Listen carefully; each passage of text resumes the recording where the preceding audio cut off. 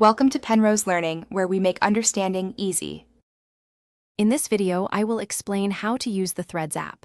First, download the Threads application from your preferred app store, whether it's for Apple or Android devices. Once installed, simply log in using your existing Instagram account credentials. It's a seamless connection.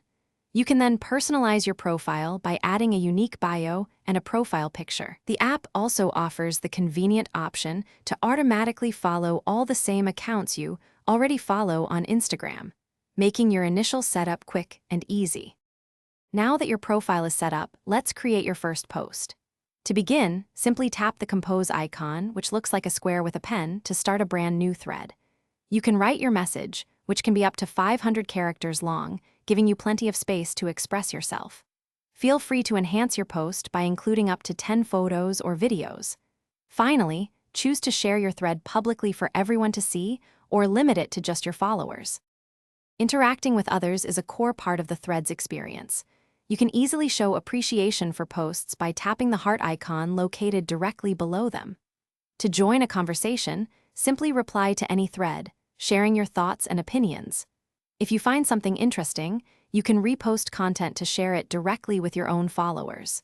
For a more personal touch, quote a post to add your unique commentary before sharing it across your network, fostering deeper engagement. Navigating your Threads feed is straightforward and intuitive. Your home feed displays posts from all the accounts you follow, keeping you updated on their latest activities. To discover new and trending content, explore the Dedicated For You section, which offers personalized recommendations. If you are looking for something specific, use the search bar to easily find particular users or topics of interest. Remember to adjust your notification settings to ensure you stay informed about important interactions and updates.